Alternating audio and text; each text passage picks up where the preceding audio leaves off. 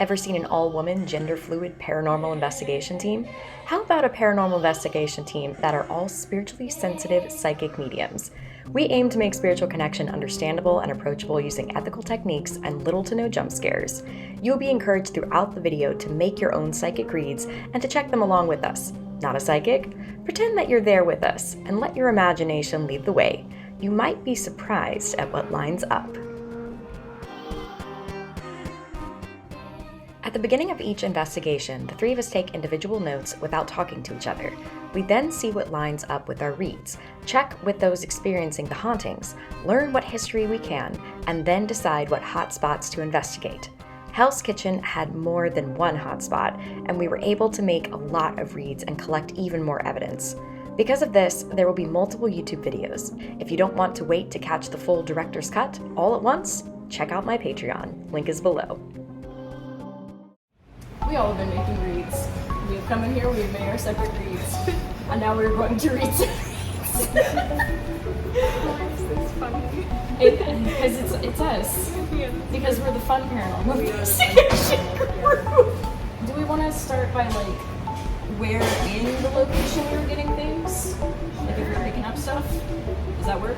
Yeah. Okay. I want to start back there. Okay. Okay. Yeah. Okay. Yep. It's your turn.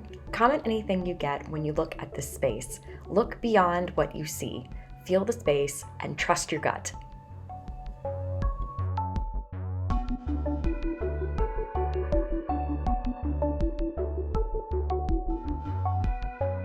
That was like the thing I was drawn to. I mentioned the like back right corner where a bunch of the stuff is over there. I said I felt too near the supplies, men, late 20s, early 30s-ish. They look kind of rough around the edges. I mentioned like same time period. I said like kind of felt like there were lines ingrained on their faces, like they had seen a lot, they had done a lot. So I feel listened to now, which is cool, great. I said both were wearing hats, like the kind that like dip in here. I don't know what they're called, but like The Peaky Blinders hat. yes. Okay.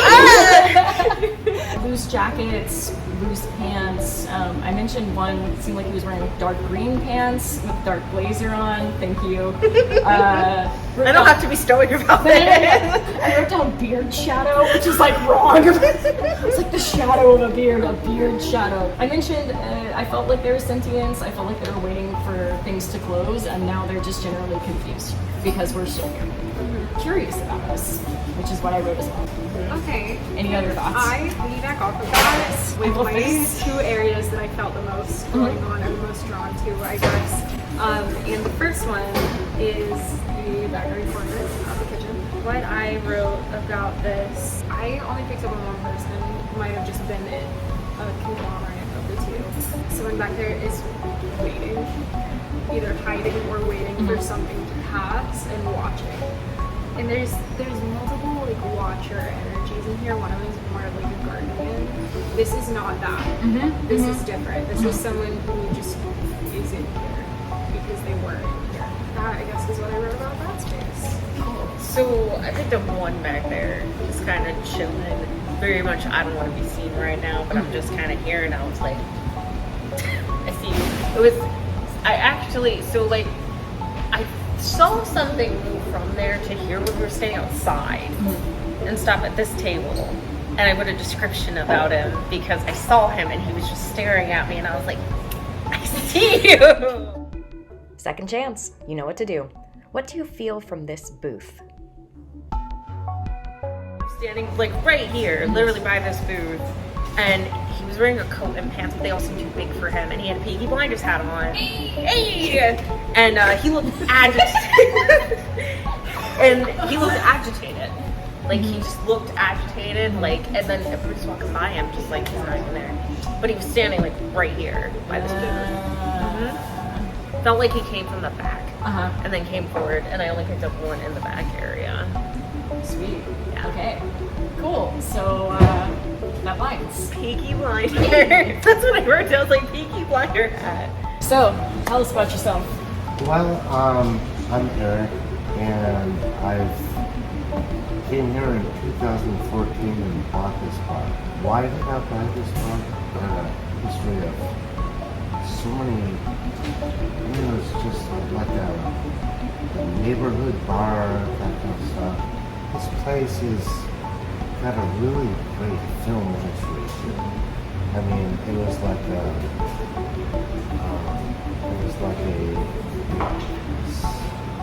film stage for Dawson's Creek, One Tree Hill, all the movies since then. Florida Man, Summer I Turned Pretty. So many things that happened here at night were crazy. Saw shadows. They saw, doors closing and that kind of stuff. And when I first bought the place, that room back there was a pool room. And when I stayed here late at night, I only lived 3 blocks away, but sometimes I just wanted to lay down. So I laid down on the pool table. That's what it is. And yeah. No, I understand that. Don't judge. Not coming for me. No. And I'd lay down there and I'd hear sounds all over the place. And I'm like, nah, it wasn't real, right? But You're talking to the wrong people if you're going to say that's not real. no, but it's crazy, right? I don't think so. No, not really. That's us. Well, to me it was. That's fair. What's something creepy that happened to you while being here? One day, so the high top table, this was years ago before we had cameras in here. I was placing the menus into the caddy, standing them upright, and I went to turn around, or something, it was like nighttime. I went to turn around, and as I turned back around, the menus were on the corner laying back on the table. And I was like, maybe I'm just going crazy, but we didn't have cameras to even, justify it at the time. Plus, also, this whole building's so old. You can just feel it. A lot of people say that work here now, they see shadows. Like kitchen guys, some of them say, when they're here early in the morning, they see shadows running past. And then the girls at night, they say, I'll see a shadow. I've seen somebody walk into the kitchen, like somebody with a blue shirt walk in the kitchen, and I went back and there was like both the guys were going to work out in a blue shirt. It's very scary. Yeah. Well, there's been times where I've closed by myself and I thought, there's a little while that I thought people were like closing it with me and they'd walk out the back door so I didn't know that I was by myself. And I think somebody was back there and I walked back there and there'd be nobody, but it sounded like someone was closing the location down the whole entire time. And there was nobody back there at all. The kitchen is creepy. Yeah, it's creepy. nice. When you're closing, you mean like you walk in the kitchen, It's like a heavy feeling, yeah. Do you know how to drink the whiskey? Could you sit on the chair with me while you drink your whiskey?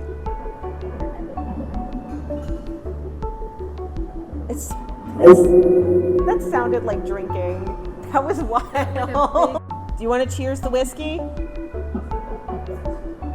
Can you say cheers? I like this real time. I'm in a bar and we're gonna do bar stuff. Next installment comes out tomorrow. We'll be checking our psychic reads with the history of this location, as well as begin collecting paranormal investigative evidence. Remember, if you don't want to wait, check out my Patreon. Everyone else, hit that bell so you don't forget to come back for more paranormal content without all the scares.